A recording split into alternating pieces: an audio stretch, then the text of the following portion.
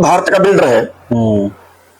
भारत में ट्रंप काम कर रहा है बिल्डिंग में, यानी कि जो उसकी कंपनियां हैं या फिर सरकार काम कर रही है। अमेरिका का राष्ट्रपति भी अच्छा, अपनी भारत में बिल्डर है। अब ये बताइए कि भारत में बिल्डर भी आगे अमेरिका का बनेगा? भारत में बिल्डर भी अमेरिका का बनेगा, या भारत के अंदर व्यापार जो मॉल खोलेगा कि अमेरिका का आदमी खोलेगा? फिर अपने वाले क्या करेंगे? मैं कह रहा छोटी कंपनियों को वो भी खाएंगे। मैं बता रहा हूं कि वो अमेरिका की कंपनी, मैकडोनाल्ड वो अमेरिका की, तो मैकडोनाल्ड या एमसी डोनाल्ड क्या उस पर लिखा हुआ था? चल वो भी XYZ।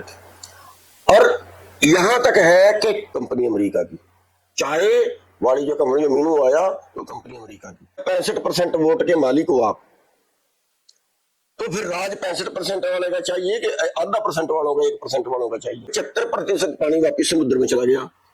वो पानी सरकार बांध के दे तो हमें 4 लाख का ट्यूबवेल नहीं लगवाना पड़ेगा, हमें वो पानी फ्री मिल जाएगा। हमारा विधानसभा में कोई आदमी है नहीं, संसद में कोई आदमी है नहीं, आज तक आपने कहीं ये बहस सुनी है? नहीं, कहीं संसद में या विधानसभा को लेकर के ना संसद और ना विधानसभा कहीं ये बहस सुनी? अब पंजाब कहता है हरियाणा को पानी नहीं देंगे, हरियाणा कहता है पंजाब से पानी लेंगे।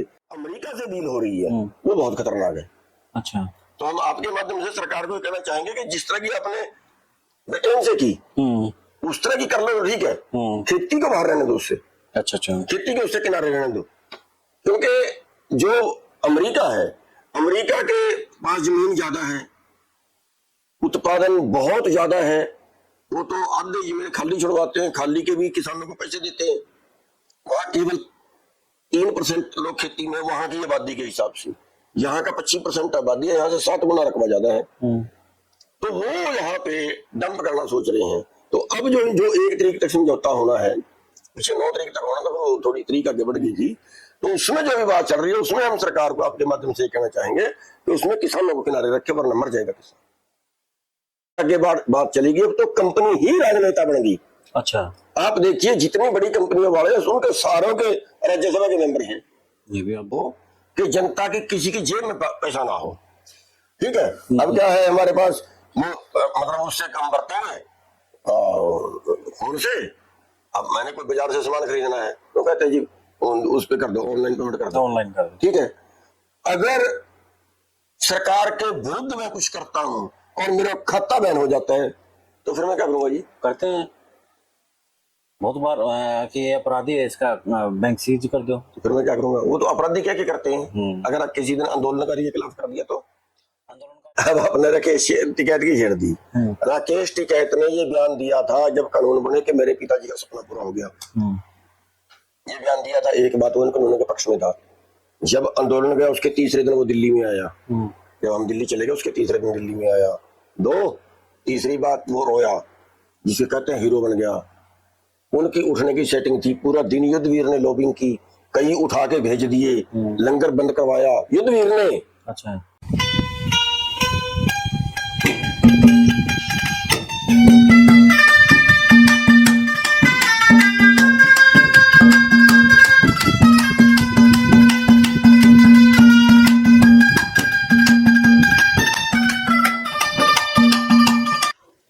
सभी नमस्कार, राम राम। मैं Kuldeep Khandelwal, the insider media. आज हमारे साथ गुरनाम सिंह चढ़ूनी जी है, और गुरनाम सिंह चढ़ूनी किसी नाम का आज नाम भी ले लेना तो सरकार की रूह कांप जाती है। और जिस तरीके से किसानों के लिए गुरनाम सिंह चढ़ूनी लड़ते हैं और एक लड़ाकू के तौर पे इनकी पहचान हो चली है। अब किसानों को लेकर के विदेशों से एक आपस में सरकारों के फैसले होते हैं, उस सरकार के फैसलों के कारण से कहीं ना कहीं किसान के लिए दिक्कतें खड़ी हो रही है। दूसरी तरफ बात करें, किसानी के अंदर अभी तक कोई उद्योग की तरह किसान को नहीं जोड़ा गया है ताकि उसे सब्सिडी के अलावा दूसरी चीजें मिल सके। जो कर्जे हैं, दिन प्रतिदिन किसानों के कर्जे बढ़ते जा रहे हैं। तो उन्हीं सभी पहलुओं को लेकर के आज गुरनाम सिंह चढ़ूनी से इनसाइडर मीडिया जुड़ा है और बताएगा कि किसानों के लिए जो सरकारें हैं क्या कुछ साजिशें कर रही है, क्या कुछ किसानों के लिए आगे दिखते आने वाली हैं। किसान जो अन्नदाता कहा जाता है, असल में आज वो अन्नदाता कारपोरेट के हाथों जो एक बड़ा बाजार किसान का कृषि का है वो हथियाने में जुटा है। तो तमाम जानकारियां गुरनाम सिंह चढ़ूनी जी देंगे। तो स्वागत है गुरनाम सिंह चढ़ूनी जी आपका। बहुत धन्यवाद। चढ़ूनी साहब, किसानों को लेकर के बात करें, हर किसी का एक व्यापारी है उसका टैग है, वकील है उसका टैग है, हर किसी का एक टैग है, लेकिन किसानों का कोई टैग नहीं है, जिसके कारण से कहीं ना कहीं पॉलिसी जो बनाई जाती है उनमें दिक्कतें आती हैं। कैसे देखते हैं इस बात को लेकर के, मैं इस बात में सही हूं या गलत हूं? आप इस बात में सही हो, क्योंकि एक जो बहुत बड़ी बात जो है, जो हमारी जनता समझ नहीं पा रही, खास तौर पे हमारा किसान वर्ग समझ नहीं पा रहा। जो पॉलिसियां बनती हैं वो राजनीति से बनती है जी, सत्ता से बनती है जी। तो अब जो भी पार्टी सत्ता में आती है वो अपनी तरह की नीतियां बनाती है। देवीलाल आया, देवीलाल ने अपनी तरह की नीतियां बनाई, सर छोटू राम आए, उन्होंने अपनी तरह की नीतियां बनाई, चौधरी चरण सिंह आए, उन्होंने अपनी तरह की नीतियां बनाई, बीजेपी आई तो उन्होंने अपनी तरह की नीतियां बनाई। मतलब अगर व्यापारी वर्ग के पक्ष की सरकार आ जाए तो व्यापारी के लिए नीति अच्छी बनेगी, अगर किसान वर्ग के पक्ष की सरकार आए तो किसान वर्ग के लिए बनेगी। अब हमका अगर हम कहें जो दलित नेता आज तक हुए हैं, अगर उनका राज आया तो उन्होंने उनके तरीके से वो अपनी मान लिया आज भीमराव अंबेडकर जी को जो है आज दलित समाज पूजता है, जब उनके हाथ में पावर आई तो उन्होंने उनके पक्ष की नीतियां बनाई। तो हमारा किसान वर्ग जो है ये नहीं समझ पा रहा इस बात को, और हमारे कुछ बुद्धिहीन नेताओं ने, बुद्धिहीन इसलिए कहूंगा कि अगर किसी को किसी बात की जानकारी ना हो तो कम से कम उस पर चुप रह जाए जी। तो ये जो कहते हैं कि हम अराजनैतिक हैं, वो अराजनैतिक शब्द नहीं, पूरे किसान वर्ग का बेड़ा गर्क करके रख दिया। भाई जब 65% वोट के मालिक हो आप, तो फिर राज 65% वाले का चाहिए कि 2% वालों का, 1% वालों का चाहिए? यानी कि जो राज में हिस्सेदारी है किसान वर्ग की बड़ी होनी चाहिए, आज उस है ही नहीं, जीरो है। एक भी आदमी पूरे देश में, एक भी आदमी किसान वर्ग का बता दो गया हो सत्ता में। जब हमारा पंचायत में है ही नहीं बोलने वाला, तो हमारे पक्ष की बात कौन रखेगा? मान लिया 3 कानून बने, हम उनके लिए लड़े जी, हमारी ड्यूटी थोड़ा ही थी, ये राजनेताओं की थी। विपक्ष बोलता, सत्ता में जो लोग बैठे थे उनके अंदर अगर कोई वो लोग है जो किसान पक्ष के, वो बोलता। अगर उस वक्त किसान पक्ष का कोई वहां आदमी होता तो बोलता, लेकिन एक भी आदमी आपको नहीं लगा होगा जिसने बोला हो। हाँ, जब हम चले, जब हमारे पे डंडे सट्टे पड़े, उसके बाद अपने वोट बनाने के लिए कोई बोला, राजनीतिक रोटियां सेकने के लिए आगे, फिर वो अलग बात है। अपने नंबर बनाने के लिए कोई आ गया हो तो वो अलग बात है, वरना किसान के दुख में कोई नहीं आया। और जब तक ये सत्ता में नहीं जाएंगे, देखो हम आंदोलन लड़ रहे हैं, जी जान से लड़ रहे हैं। मेरे ख्याल से आज पूरे देश में जितने नेता हैं, चाहे मेरे से कटते हैं पटते हैं, कुछ अलग बात है, लेकिन सबसे ज्यादा मुकदमे आज भी मेरे पे दर्ज हैं, या जितने पूरी जिंदगी में दर्ज हुए, अगर उनका हिसाब लगाए तो सैकड़ों है। बिल्कुल, मेरे घर में सबसे ज्यादा बार जेल भी नहीं गया हूँ, ठीक है, लेकिन क्या कर लिया, क्या बदलवा लिया? 750 आदमी आपके सामने मरवाए, बिल्कुल। हम 3 कानून जो बनाए थे वो ही वापस करवा पाए और आखिरकार घर को आ गए। यानी हमारे से किसी ने 100 रुपए छीन लिए तो हमने आंदोलन किया, अपने 100 रुपए वापस ले आए, और अब क्या हुई?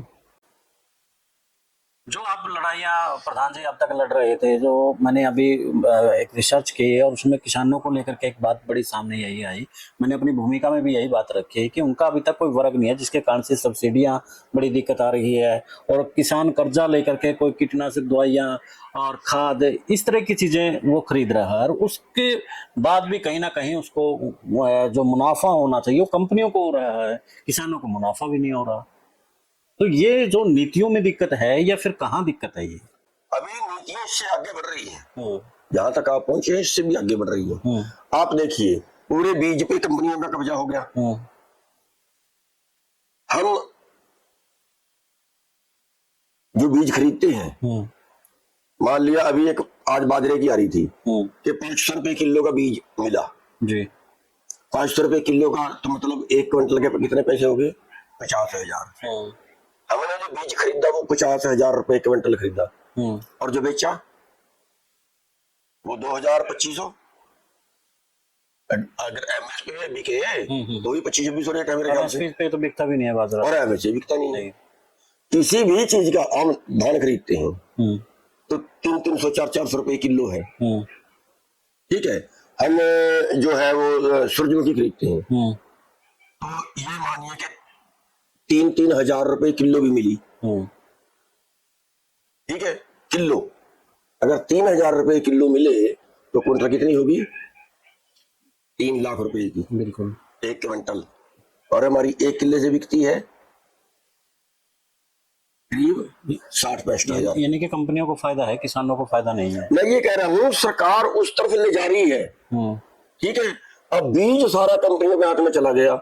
यही बीज जो है सरकार की जो यूनिवर्सिटियां हैं वो खोज सकती थी, और उन्होंने बहुत से खोजे। हरित क्रांति आई तो सारे भारत की यूनिवर्सिटियों के बीज कामयाब हुए हैं।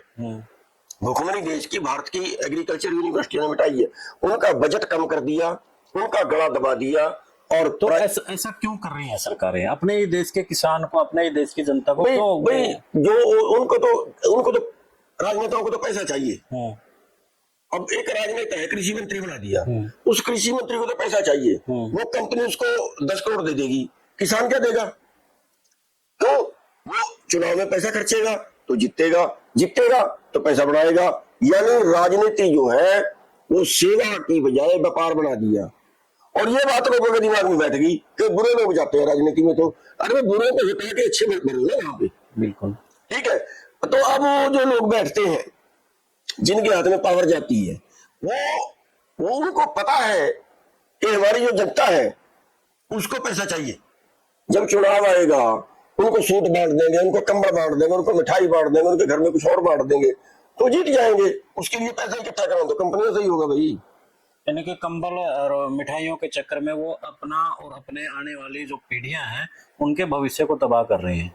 बिल्कुल कर रहे हैं, देश बेच रहे हैं, देश बेच रहे हैं। मैं ये कह रहा हूं कि अब ये कहते हैं कि भारत में जो है वो अभी जो अनाज है वो अमेरिका से महंगा है, खुला व्यापार कर दो, अमेरिका क्या भारत में आए। ये चल रहा है अभी जो चल रहा, जिसको हम फ्री ट्रेड एग्रीमेंट जिसको हम बोल रहे हैं, अभी जो चल रहा है, जो 1 तारीख तक समझौता होना। तो अब महंगा किया किसने? एक और चीज होती है प्रधान जी, हमारे देश में संकट बता करके दूसरे देशों से वो अनाज, मैं ये कह रहा हूँ संकट की तो बहुत दूर की बात है। अब ये कह रहे हैं कि मुकाबला करो, world WTO world trade organisation, सब दुनिया का व्यापार इकट्ठा कर दो, जो भाव अमेरिका में हो वही भाव भारत में हो। और भारत का जो खर्चा है वो कहीं ज्यादा है। कैसे ज्यादा है? जैसे मैंने आपको बताया कि बीज का भाव, फिर यहाँ का पानी। अब आप पानी देखिए, हमें 4 लाख रुपए में ट्यूबवेल लगेगा, यही पानी और जमीन का निकाल रहे हैं। हरियाणा पंजाब में पानी 200 फुट पे चला गया। अब पानी जो है उसमें पानी में बजट खर्च नहीं किया गया। इतना पानी यहाँ पे आया, परमात्मा ने जो बारिश का पानी हमें दिया उसका 25% पानी हम यूज कर पाए और 75% पानी वापिस समुद्र में चला गया।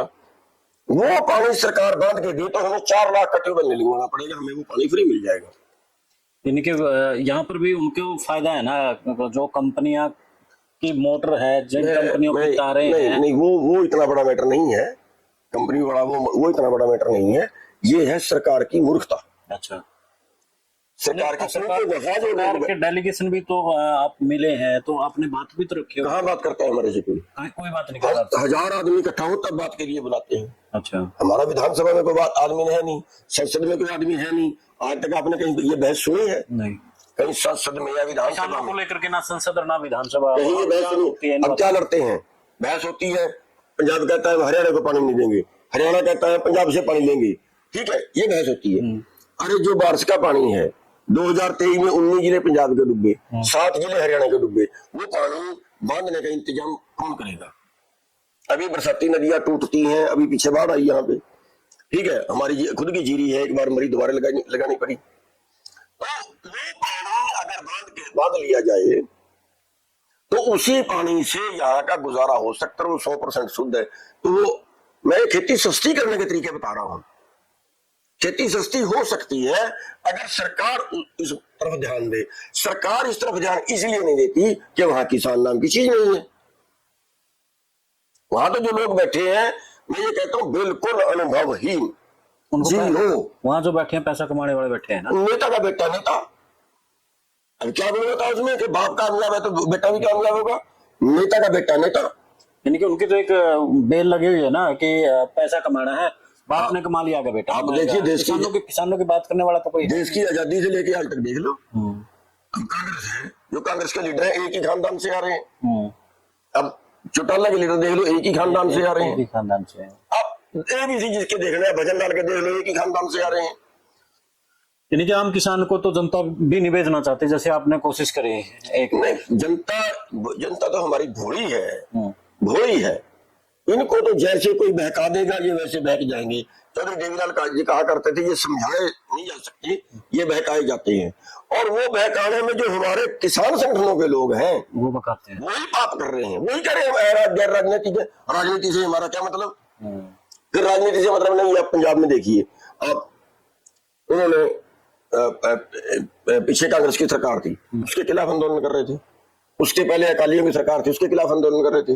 अब उन्होंने चुनी थी आम आदमी कि ये बहुत अच्छी है, अब उसके हमारा विरोध करके चुनी थी। अब उसके अब वो कहते ये तो बहुत ही निकम्मा है। तो अंग्रेजों को तुमने निकाला, अंग्रेज तुम्हारे पसंद नहीं थे, कांग्रेस तुम्हारी पसंद नहीं थी, अकाली तुम्हारे पसंद नहीं है, बीजेपी तुम्हारी पसंद नहीं है, आम आदमी तुम्हारी पसंद नहीं है, खुद तुम लड़ोगे नहीं, तो फिर तुमको रास्ता मिलेगा। क्या चाह रहा है बताइए। और ये बुद्धिहीन, मैं ये कहूंगा जितना किसानों का नुकसान राजनेताओं ने किया उससे ज्यादा किसानों का नुकसान किसान लीडरों ने किया। हाँ जी, आप ट्रेड डील की भी एक आशंका जता रहे थे, सवाल खड़ा कर रहे थे जो भारत और ब्रिटेन के बीच में हुआ है, क्या कुछ आशंका है वो? देखिए जो भारत और ब्रिटेन के बीच में हुआ वो तो ठीक हुआ है, उससे भारत के किसानों को कोई नुकसान नहीं होगा जो वहां डील हुई है। लेकिन जो अमेरिका से डील हो रही है वो बहुत खतरनाक है। अच्छा, तो हम आपके माध्यम से सरकार को कहना चाहेंगे कि जिस तरह की आपने ब्रिटेन से की उस तरह की कर लो, ठीक है, खेती को बाहर रहने दो उससे। अच्छा, खेती को उससे किनारे रहने दो, क्योंकि जो अमेरिका है, अमेरिका के पास जमीन ज्यादा है, उत्पादन बहुत ज्यादा है, वो तो आधे जमीन खाली छुड़वाते हैं, खाली के भी किसानों को पैसे देते हैं। वहां केवल 3% लोग खेती में, वहां की आबादी के हिसाब से यहाँ का 25% आबादी है, यहाँ से 7 गुना रकबा ज्यादा है। तो वो यहाँ पे डंप करना सोच रहे हैं। तो अब जो 1 तारीख तक समझौता होना है, पिछले 9 तारीख तक होना था, फिर थोड़ी तारीख आगे बढ़ गई थी, तो उसमें जो भी बात चल रही है उसमें हम सरकार को आपके माध्यम से कहना चाहेंगे कि उसमें किसानों को किनारे रखे वरना मर जाएगा किसान। तो ब्रिटेन वाला में इतनी दिक्कत नहीं है जितनी अमेरिका वाले में दिक्कत है। ब्रिटेन से खेती को किनारे रख दिया, दूसरी चीजों से ज्यादा डील की। दूसरे सामान की जैसे कारें हैं या दारू है दारू वाला को दारू सस्ती मिल जाएगी, उनका तो फायदा हो गया बेचारों का। बिल्कुल। अच्छा, हम थोड़ी बीमा कंपनियों पे भी बात कर लेते हैं जी। बीमा कंपनियां बड़े शुरू में तो कहती है हम ये देंगे किसानों को, वो देंगे, लेकिन आज से लगभग 3-4 साल पहले पीपी कपूर ने एक आरटीआई लगाई थी और उसमें बड़ा गोलमाल निकला था, रिलायंस को सबसे ज्यादा मुनाफा हुआ था, लेकिन किसानों तक वो नहीं पहुंच पाता है। तो क्या कुछ होता है? ये आप जो कृषि की बीमा कंपनियों की बात कर रहे हो? हाँ जी। महा घोटाला है। आप ये बताइए 2022 का बीमा, 2023 का बीमा अभी तक नहीं मिला, ठीक है। अब ये बताइए अगर 2022 में उनको 100 करोड़ रुपया क्लेम देना था और उन्होंने दिया नहीं, तो 100 करोड़ का और आज वो देते हैं, तो 3 साल का ब्याज कितना बढ़ गया और वो ब्याज कहाँ गए? ना ब्याज और ना मूलधन भी तो कहाँ दे रहे हैं। आप देखिए जहां भी बीमा लिया वहां पे महीना 2 महीने आंदोलन करके लिया, क्योंकि सरकार मर गई। और यही बीमा कंपनी सरकार अपनी भी तो बना सकती है। इतना बड़ा प्रीमियम ले लिया उसका, इतना बड़ा प्रीमियम ले लिया, जो किसान ने दिया, कुछ स्टेट गवर्नमेंट ने दिया, कुछ सेंट्रल गवर्नमेंट ने दिया, 3 जगह से प्रीमियम गया कंपनी के पास। इतना बड़ा वो प्रीमियम बनता है और उसके फिर आने बहाने से क्या करे जी, जो बाढ़ से मर गई फसल उसको तो हम बाहर निकालते हैं। क्यों भाई? फिर आग लगी उसको हम बाहर निकालते हैं। नहीं, फिर बीमा का क्या फायदा? फिर मैं वही कह रहा हूँ, ये तो सीधे तौर पर निजी कंपनियों को फायदा देने का। गेहूं जड़ी किसी का बीमा मिला? ना। कहते हैं ये तो आग तो इसमें है ही नहीं। अरे भाई, जो होना चाहिए कि मेरे घर में 1 लाख की फसल आनी है और उसका नुकसान हो गया 1 लाख की नहीं है, किसी कारण हो गया, ABC किसी कारण हो गया, मेरी 50,000 की आई तो 50,000 मेरे को नकद दो। ये होता है बीमा, तो कि मेरा नुकसान ना हो, वो नुकसान बीमा कंपनी का हो। मैंने तो उसको पहले 5,000 10,000 जो प्रीमियम था वो दे दिया। ठीक है, ये तो है ही यहाँ पे महा घोटाला है। और हम इनके दफ्तर में गए, वहां जाके मैंने पूछा, हम इनका जो चेयरमैन था, क्या वो पोस्ट होती है? मैंने कहा जी ये बताया कोई लिमिट नहीं है कि हमको कितना दिन में देना है? कहा है। मैं कितनी? कह रहे 1 महीने की। मैं कहा तो 2 साल भी वो भी नहीं किया, फिर आपने क्या कार्रवाई की? जवाब ही नहीं। मतलब ये कह सकते हैं कि सरकारों का और निजी कंपनियों का एक गठबंधन है, दोनों मिलकर के किसानों को लूट रहे हैं। बिल्कुल। और वो पॉलिसी ऐसी बनाते हैं कि उन्हें किसानों को कुछ देना ना पड़े। अब तो उससे भी आगे चली गई। अच्छा। पहले तो गठबंधन हुआ, जोड़ हुआ कंपनी जो पूंजीपति का और नेता का। पूंजीपति ने नेता को चंदा देना शुरू किया, अपने पक्ष के कानून बनाना शुरू किया। अब तो इससे आगे बात चली गई, अब तो कंपनी ही राजनेता बन गई। अच्छा। आप देखिए जितनी बड़ी कंपनियों वाले उनके सारों के राज्यसभा के मेंबर हैं। ये भी अब बड़ी बात है, जब उनके हाथ में, जैसे आप कह रहे हैं कि किसान तो अपने वहां पर नुमाइंदों को भेज नहीं रही हैं, और जो कंपनियां हैं उन्होंने अपने नुमाइंदे चोर दरवाजे से भेज दिए, और उसका ये फायदा है कि वो अपने मनमाने तरीके से कानून बना सकते हैं। जब होना क्या चाहिए राज्यसभा में क्या है, किसी वर्ग का जो वर्ग नुमाइंदगी नहीं कर सकता, उस वर्ग का एक नुमाइंदा राज्यसभा में ले लो। इसलिए राज्यसभा बनाई गई थी। कोई वैज्ञानिक है जो चुनाव नहीं लड़ना चाहता, उसको राज्यसभा में ले लो, उससे पूछो, किसी चीज का स्पेशलिस्ट है। मान लिया एक आदमी कोई पुराना मिलिट्री अफसर है, वो उसको युद्ध का बहुत ज्ञान है, या कोई बहुत बड़ा अर्थशास्त्री है, उसको बहुत ज्ञान है, और वो चुनाव नहीं लड़ना चाहता, उनको राज्यसभा में ले लो। आज तक एक भी किसान लीडर राज्यसभा में लिया तो बता दो, और जो लिया है वो अपना दलाल लिया है। एक कांग्रेस नेता ने भी पीछे कहा था, लगभग 2013-14 में, नाम तो नहीं मैं लूंगा, कि 100 करोड़ की डील होती है बड़ी, और वहां से फिर राज्यसभा में भेजा जाता है। जब 100 करोड़ रुपए एक पार्टी को फंड जाएंगे तो वो कहाँ किसान की बात करेंगे, कहाँ वो उसकी बात करेंगे? वही करे। हाँ, सीधा सीधा है, पोस्टें बिकती है, हर पोस्ट बिकती है, हर पोस्ट बिकती है। यहाँ पे चेयरमैन बिकती है, बोलो कौन सी चेयरमैन बिना पैसे के जाती है? नहीं बोलते। सब चेयरमैनों को, जो पार्षद है वो अपना जो है वो, मैं ये कह रहा, जैसे मान लिया मंडी बोर्ड का चेयरमैन है, जैसे मान लिया नोटिसल का चेयरमैन है, जैसे मान लिया किसी और चीज का चेयरमैन है, 5-5 करोड़ में 4-4 करोड़ में बिकती है। ये थोड़ा डाउन में आ जाए, राज्यसभा बड़े उसमें चले, राज्यसभा बड़े स्तर पे चली गई, बिकती है। मैं वही कह रहा हूँ। अच्छा प्रधान जी, वैसे देखा जाए कारपोरेट का और नेताओं का, और नेता ही अब कारपोरेट ही नेता बन गए हैं, लेकिन जनता अब करे तो करे क्या? अब जनता के लिए तो मुश्किलें खड़ी हो गई है। ठीक है, किसान के अलावा दूसरे भी अगर हम मुद्दों की बात करें, महंगाई है, दूसरी एक बड़ी समस्या खड़ी हो गई है, लेकिन अब लगता है कि जनता भी आंदोलन करना भूल गई है। क्या लगता है? भूल नहीं गई, जनता को अपंग कर दिया है, जनता को अपंग पहले हम देखते थे कि सड़कों के ऊपर जनता खड़ी मिलती थी, नहीं, आप प्याज होता था महंगा तो जनता बोलती थी, लेकिन आज बोलती नहीं है। क्या वजह है? देखिए, मैं आपको 2 चीज बताना चाहूंगा।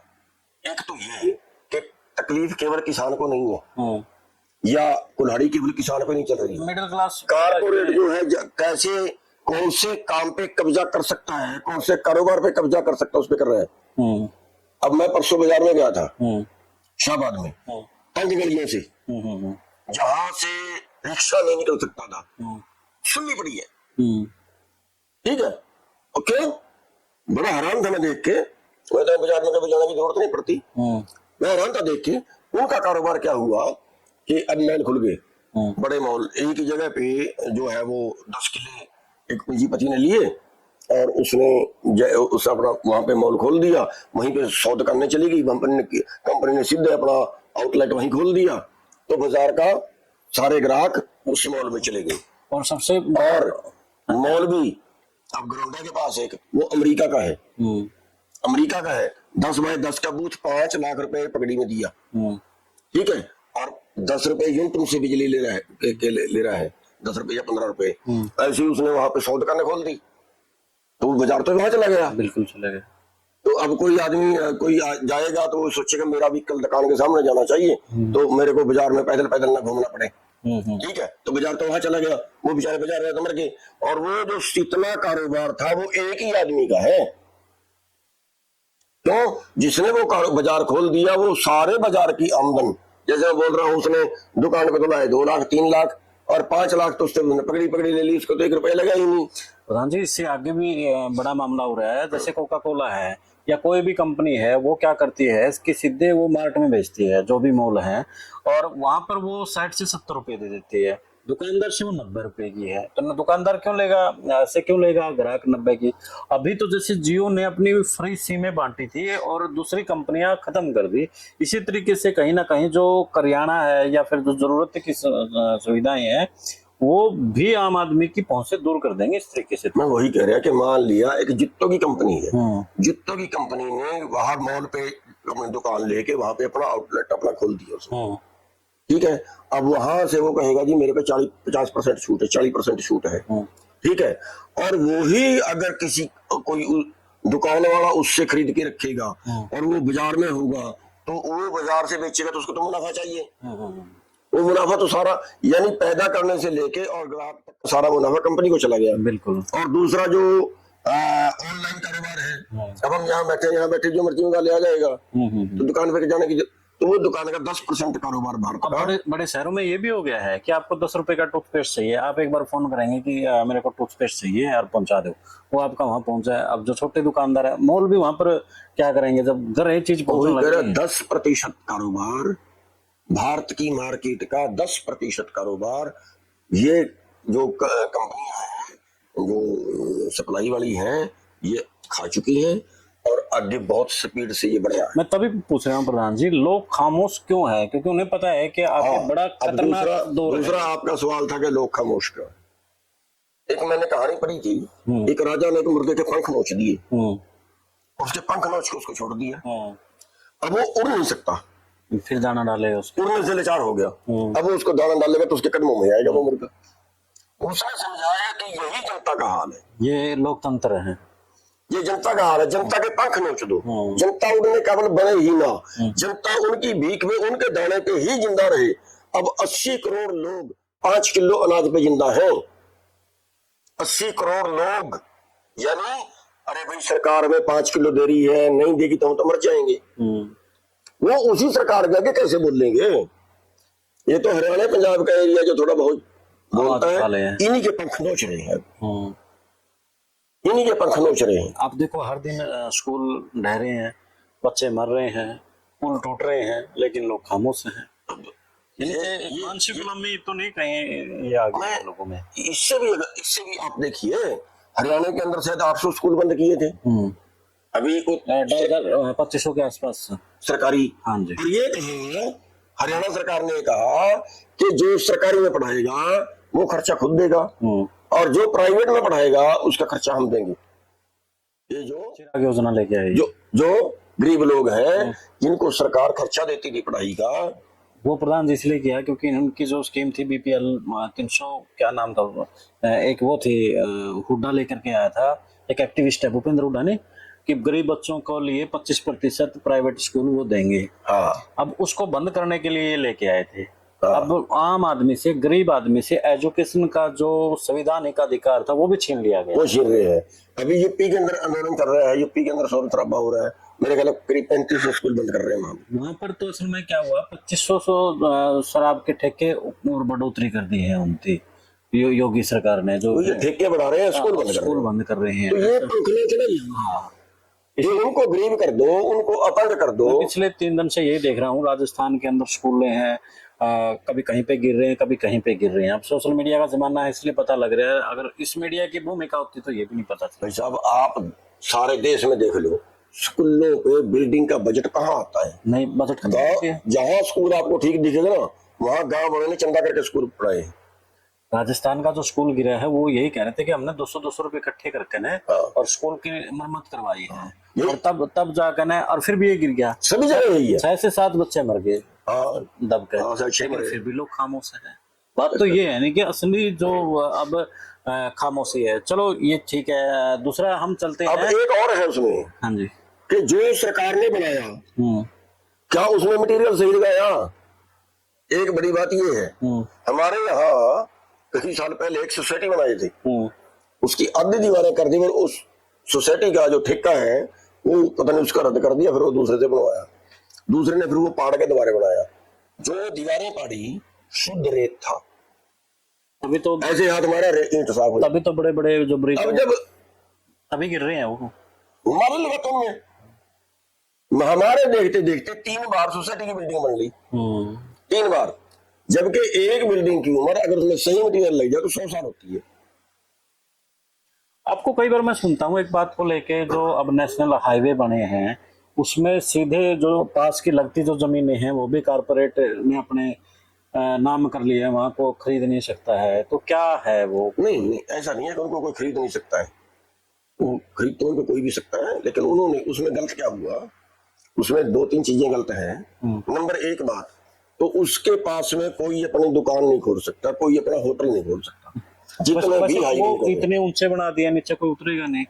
मैं कह रहा कोई नीचे उतरेगा नहीं, कोई नीचे उतरने का तो रास्ता ही छोटा, दोनों तरफ से सील कर दिया ना उसको, सील कर दिया है सील कर उन्होंने। दिया। एक जगह एक वहां तो कुत्ता भी नहीं घुस सकता। एक पॉइंट बना दिया है, वहां पर खाने का भी बना दिया है, पेट्रोल पंप भी बना दिया है, सारा कुछ उन्हीं लोगों का वो बना दिया है। पॉइंट भी, और 3 रुपए का कप का, सॉरी 15 रुपए का कप है जो वो 50 से 100 रुपए है। 5 रुपए का बिस्कुट का पैकेट है वो 20 से 30-50 रुपए तक का है, वो भी उसी का है, उसी कंपनी का है। उसी कंपनी का है। यानी अब जीटी रोड है, हाँ। अब जीटी रोड पे आप दिल्ली से लेकर और अमृतसर तक चले जाओ, कई लाख लोगों का कारोबार मिलेगा, कई लाख का, ठीक है।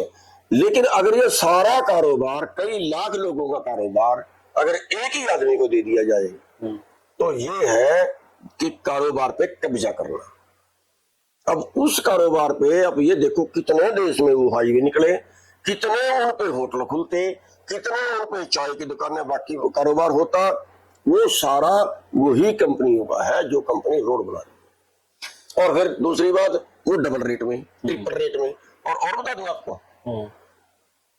हम एक जगह केएमपी पे ऐसे रुक गए, रेस्ट एरिया में चाय पीने के लिए, वो कंपनी अमेरिका की, चाय वाली जो कंपनी, जो मीनू आया, वो कंपनी अमेरिका की। यानी अमेरिका की कंपनी भारत में कारोबार करेगी, यहाँ की कंपनियां भी बनेंगी, छोटी कंपनियां। और फिर भी ट्रम्प हमारे देश के महामानव को धमकाता है, सारी छोटी। आप ये देखो, मैं टोरंटो के पास बता रहा हूँ, मैकडोनाल्ड या क्या उसका, मैकडोनाल्ड कुछ ऐसा नाम है, अमेरिका का है सारा वो। हाँ बिल्कुल। पूरा मॉल है 4 किले में, 10 किले में, कितने में, जिसकी मैं भी बात कर रहा था, अमेरिका का है। अमेरिका यहाँ के बाजार में उतर गया। यानी कि जैसे हम पढ़ते थे, आपने भी पढ़ा, इस राज्य में जिस तरीके से उन्होंने कहा था कि हम यहाँ पर व्यापार करेंगे, उसके बाद उन्होंने हमें गुलाम बना लिया था। वही कंसेप्ट कहीं दोबारा तो नहीं आ रहा। अगली जो विधि वो आ रही है ना, अगला इनका तरीका वही आ रहा है। अब मैं बता रहा हूँ कि वो अमेरिका की कंपनी, मैकडोनाल्ड वो अमेरिका की, ठीक है। तो मैकडोनाल्ड या एमसी डोनाल्ड क्या उस पर लिखा हुआ था, चल वो भी एक्सवाइजेड। और यहां तक है कि ट्रंप भारत का बिल्डर है, भारत में ट्रंप काम कर रहा है बिल्डिंग में, इनकी जो उसकी कंपनियां हैं या फिर सरकार काम कर रही है, अमेरिका का राष्ट्रपति की अच्छा अपनी, भारत में बिल्डर है। अब ये बताइए कि भारत में बिल्डर भी आके अमेरिका का बनेगा, भारत में बिल्डर भी अमेरिका का बनेगा, या भारत के अंदर व्यापार जो मॉल खोलेगा कि अमेरिका का आदमी खोलेगा? फिर अपने वाले क्या करेंगे? अमेरिका छोटी कंपनियों को वो भी करेंगे। मैं वही कह रहा हूँ कि आने वाले समय में, ठीक है, 2-4 साल 5 साल के बाद जब अगला समय आएगा तो ये तो खत्म, भारत के लिए बड़ी खतरनाक स्थिति है, आम जनता के लिए तो महा खतरनाक। केवल खतरनाक नहीं है, केवल ये तो दानव है, दानव, और इतने बड़े बड़े दानव हैं, हम सोच नहीं सकते। भारत की जनता मर गई, बोलते ही नहीं, खोने नहीं रहा में बोलने का। भाई साहब, आज 9 लोगों के पास 50 करोड़ लोगों के बराबर संपत्ति है, 9 आदमियों के पास 50 करोड़ लोगों के बराबर। बिल्कुल, ये समानता है, असमानता। और वो जब एक आदमी भूखा कर दिया, कंगाल कर दिया, पहले भूख दो फिर भीख दो, उस भीख पे वो जिंदा रहे, बोलने का कैसे, उसके पंख नोच दिए। बड़ा गंभीर मैटर है। यानी कि ये तो बड़ी मानसिक गुलामी वाली बात होगी। मानसिक गुलामी का आज मानसिक गुलामी, आने वाले समय में गुलामी आर्थिक है। गुलामी, आने वाले समय में गुलामी है फिर। आर्थिक गुलामी सबसे बड़ा वो है। अगर मेरे पास कुछ बचा ही नहीं है, मकान मेरे पास नहीं है, जमीन मेरे पास नहीं है, नौकरी मेरे पास नहीं है, कारोबार मेरे पास नहीं है, तो मैं जिंदा रहने के लिए क्या करूंगा? मैं पूरी तरह से अगर सरकार के भरोसे हो गया, अगर सरकार ने मेरे को अनाज ना दिया तो मेरे पास तो शाम की रोटी भी नहीं है, तो फिर मैं उसी सरकार के खिलाफ बोल कैसे सकता हूँ? अभी तो प्रधान जी अब जो अगला दौर लेके आने लग रहे हैं कि आपकी आंखों से, आपके पंजों से जो डिजिटल करेंसी आएगी, आपको फिर और भी पंगु बनाएगी, आप बोल भी नहीं सकते। हाँ, वो बना रहे हैं, बना रहे, अभी नहीं बना रहे। बहुत अब ये करेंसी इसलिए खत्म कर रहे हैं ताकि एक आदमी को आर्थिक तौर पे एक बंदी बना लिया जाए, जनता की जेब में पैसा ना बचे। हाँ, जनता का हिसाब हो कि जनता के किसी की जेब में पैसा ना हो। ठीक है, अब क्या है हमारे पास वो मतलब उससे कम भरते हुए फोन से, अब मैंने कोई बाजार से सामान खरीदना है तो कहते हैं जी उस पे कर दो, ऑनलाइन पेमेंट कर दो, ऑनलाइन कर दो। ठीक है, अगर सरकार के विरुद्ध मैं कुछ करता हूं और मेरा खाता बैन हो जाता है तो फिर मैं क्या करूंगा जी? करते हैं बहुत बार कि ये अपराधी है, इसका बैंक सीज कर दो, तो फिर मैं क्या करूंगा? वो तो अपराधी क्या करते हैं, अगर आप किसी ने आंदोलनकारी के खिलाफ कर दिया तो आंदोलनकारियों को तो पीछे आंदोलन जीवी नाम लेकर के उसके किसी के खिलाफ आतंकवादी का, किसी के खिलाफ वो ऐसे में पहले तो हम सड़क के ऊपर विरोध कर लेते थे, अब उसके ऊपर एक बार उन्होंने गेट वो पकड़ना तो शुरू कर दिया है लाश के ऊपर।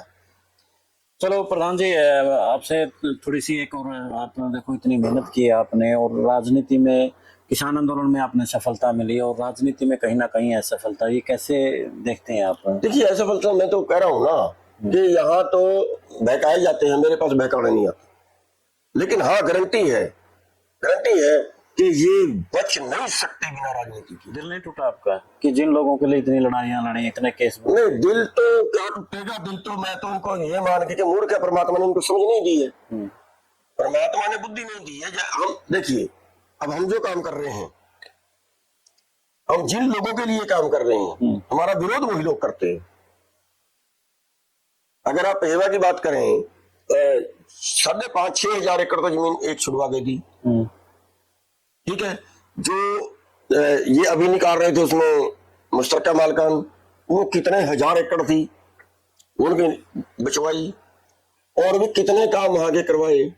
यहाँ तक है कि हमने एक आदमी के 25 लाख रुपए निकलवाए मरे हुए। आपने 25 लाख निकलवाई, आपने जमीनें निकलवाई। और जब आपके पास वो लोग आते हैं तब आपकी बात ये है कि जब मैं आप लोगों के पास आया था आपका जनप्रतिनिधि बनने के लिए, आप लोगों ने कोऑपरेट तो नहीं दिया किया मेरे को। हम ये मान के चलते हैं कि परमात्मा ने इनको समझ नहीं दी है, अपंग है, कोई अपंग है और दूसरी तरफ एक वहां पे कोई अपंग नहीं है तो काम कर सकता है, तो उस अपंग की सेवा उसका करनी चाहिए उसको।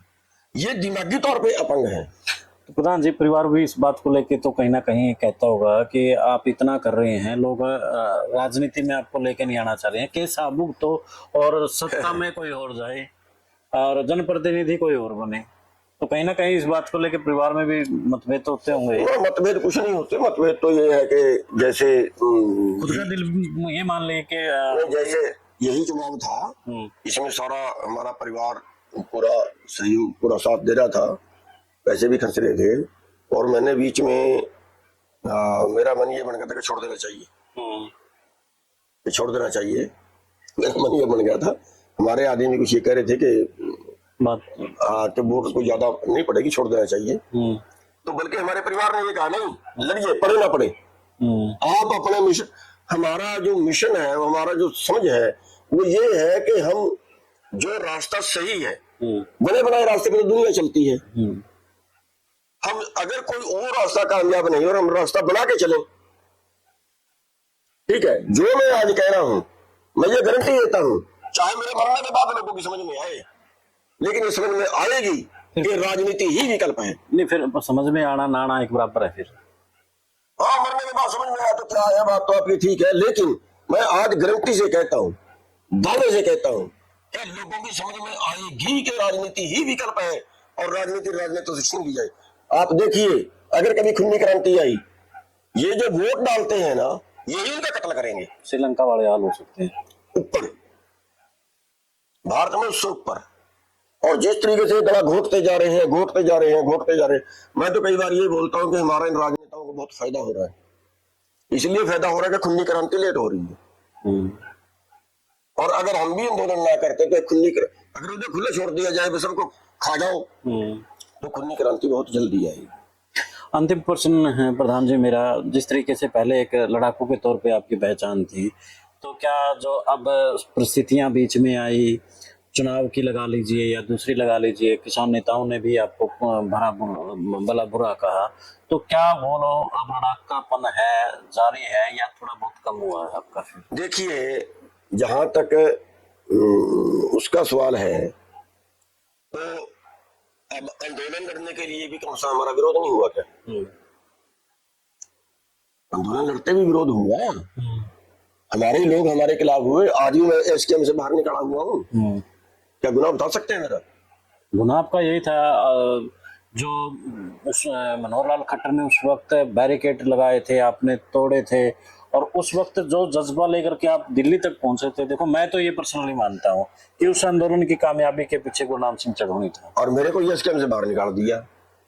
और ये एसकेएम बनाने वाला सबसे ज्यादा जो उसका सुझाव था, जो सिस्टम मैं तभी कह रहा हूँ सबसे ज्यादा उसमें नहीं कहा दे। आपको देखो, जो जनता है उसने भी कहीं ना कहीं राजनीति में उसके साथ जो आपके दोस्त हैं, इतना सच्चा और ईमानदारी से लड़ने के बावजूद भी अगर आपको रिजल्ट ना मिले तो दिल तो दुखता है। आज देश के 80% लोगों को तो ये भी नहीं पता एसकेएम कैसे बना था। एसकेएम कैसे बना था ये 80% लोगों को नहीं पता।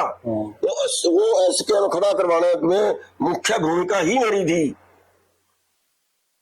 ठीक है, हरियाणा में 17 संगठन पहले मैंने इकट्ठे किए, मेरे को देख के पंजाब वालों ने किए। उसके बाद जब एसकेएम बना सेंटर का, उसमें उस दिन मेरी तो था भी ये ऐसे बना लो। जो वीएम सिंह ने मीटिंग बुलाई हुई थी ऑल इंडिया किसान कोऑर्डिनेशन कमेटी की, उसमें सबसे पहले सुझाव मेरा ही था ये। अच्छा, वो एसकेएम बना, उसके 5 मेंबर बने वहीं पे। ठीक है, और मेरे को बाहर कर दिया। तो लेकिन इन सब चीजों से जूझ तो मैं बचपन से जूझ रहा हूँ।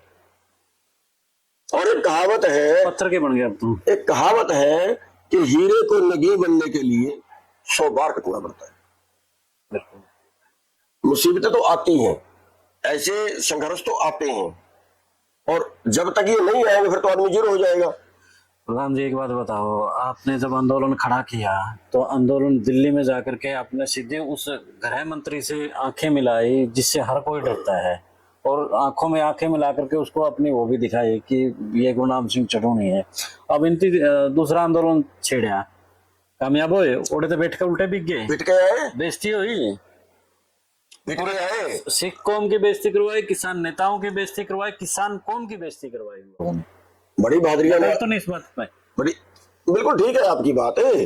बोले तुम दिल्ली जाएंगे, ये कर देंगे, दो कर देंगे, धरती पाड़ देंगे। त्रिपाठी 1 मीटर हरियाणा में उसके आए दिखाया तो बता दो। जो खनौरी बॉर्डर है, 1 इंच भी नहीं निकलने दिए। जो खनौरी बॉर्डर है, खनौरी बॉर्डर सरकार ने आधा किलोमीटर हरियाणा की सीमा के अंदर लगाया। आधा किलोमीटर हरियाणा की सीमा के अंदर लगाया। वो तो वहीं बैठ के पीछे, आधे किलोमीटर पीछे बैरियर से, बैरियर को भी नहीं आए, आने नहीं दिए, और आए तो फिर मरम्मत हुई। क्या लेके उठे भाई? हुआ तब भी था जब चढ़ूनी था, तब तो बल्कि गड्ढे खोदे गए थे। चलो भरा था बोला। चलो मैं तो ये नहीं कहता तो ऊपर वाले की मर्जी है, किससे क्या करवा दे, उसमें कोई ये तो नहीं है कि मेरे बिना कुछ हो नहीं सकता, ऐसा कुछ नहीं है। वो तो ऊपर वाले की मर्जी है, किसके हाथ में पावर दे, देखो, एक रणनीति भी काम करती है, एक हौसला भी काम करता है। आपने जो रणनीति उस वक्त बनाई और उस वक्त जो आपने हौसला दिखाया, टीम तो काम तभी करती है ना जब कैप्टन मजबूत हो। सवाल उस चीज का है कि मतलब सारा कुछ करने के बावजूद जो करने वाला है उसको पीछे धकेलते हैं, ये पूरी कौम के लिए नुकसानदायक होता है। अब आप इसी आंदोलन की कर लीजिए। मैंने वही तो कहा है कि किसान कौम बदनाम, सिख कौम बदनाम, कितना सिस्टम इन लोगों ने। अब आप इसी आंदोलन को कर लीजिए। हाँ जी, इस आंदोलन में खनौरी वालों के पास गया मैं, जो परला बॉर्डर था शंभू वाला अंधेर, उनके पास गया, दोनों के पास गया। दोनों को मैंने ये कहा, अरे भाई आप दोबारा से सोचिए, विचार करिए, हम सभी मिलकर आंदोलन करें तो कामयाब होगा। एसकेएम को भी दो फाड़ किया, एसकेएम को भी दो फाड़ करके आंदोलन शुरू किया हीरो बनने के लिए। अब ये तो उस मालिक की मर्जी है, किसी को हीरो बनाए, किसी को जीरो उनके बनाए। दिमाग में ये था नहीं कि जो पहले आंदोलन था उस आंदोलन में हीरो तो गुरनाम सिंह चढ़ूनी बन गया, दूसरे बन गए तो हमें रह गए। चलो मैंने तो कोई ऐसा वो नहीं किया कि मैं हीरो आपने तो बन नहीं गया, किया, लेकिन वो तो मैं कह रहा हूँ ऊपर वाले की मर्जी है, कीड़ी से हाथी को मरवा दे। लेकिन सवाल, इनकी समझ का सवाल ये है कि मेरे को बाहर किस लिए किया हुआ है, सवाल ये। और फिर क्या कर लिया उस दिन के बाद आज तक एक भी आंदोलन लड़के कामयाब हुआ तो बता दो। वो दूसरे रास्ते वाले चंडीगढ़ जाते थे ना, पिटे रास्ते में, पिटे क्या कर लिया जी, कुछ नहीं, पिट के बैठ गए। बहादुरियां मारते हैं खाम खामे। चढ़ूनी साहब आप भी कहेंगे क्या वो जब आंदोलन था पीक पे था, मैं देख रहा था और मैं भी कवर कर रहा था उस टाइम पे, और उसी टाइम राकेश टिकैत रोए भी थे उस टाइम में। तो मैंने हेडलाइन बनाई थी कि गुरनाम सिंह चढ़ूनी है जो अपने कलेजे के साथ में सीना चीरते हुए दिल्ली की तरफ बढ़ रहे हैं, और एक रो के कामयाब हो गए। वहां पर एक जातिवाद सिस्टम खड़ा हुआ, और जातिवाद सिस्टम ने उसको हीरो बनाने की उस वक्त भी कोशिश करी कि ये हमारा नेता है, और आपको कहीं ना कहीं पीछे धकेलना भी शुरू भाई साहब किया। इस बात अब आपने राकेश टिकैत की छेड़ दी। राकेश टिकैत ने ये बयान दिया था जब कानून बने कि मेरे पिताजी का सपना पूरा हो गया, ये बयान दिया था। एक बात वो कानून के पक्ष में था। जब आंदोलन गया उसके तीसरे दिन वो दिल्ली में आया, जब हम दिल्ली चले गए उसके तीसरे दिन दिल्ली में आया।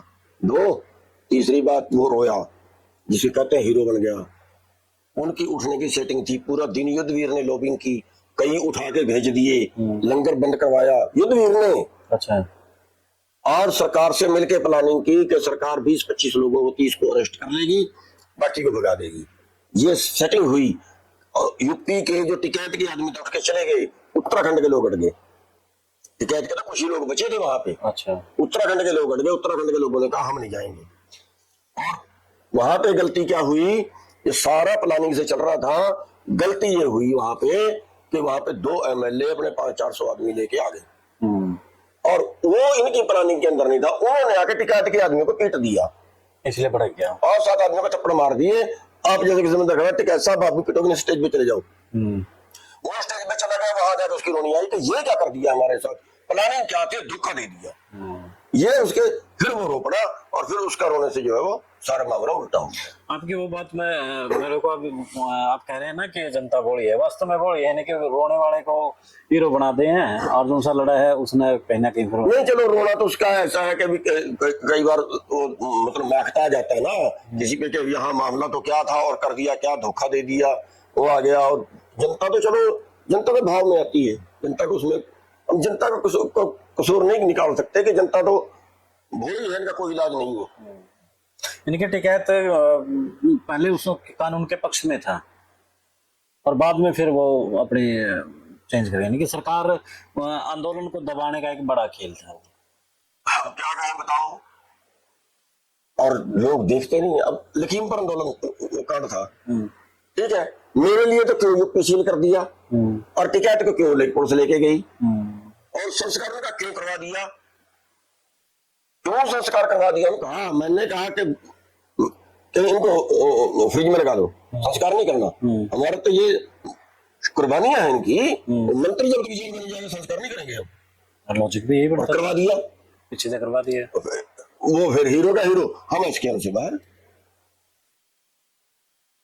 यानी कि ये कैसे कहा कि सरकार का एक पार्ट हो गया बस, कुछ नहीं, ये षड्यंत्रकारी है। एसकेएम एक सरकार का पार्ट है, ये कैसे? नहीं, एसकेएम सरकार का पार्ट तो मैं नहीं कह सकता, लेकिन मैं ये कहता हूं कि जो अपने को काटने की कोशिश करे वो खुद कट जाता है।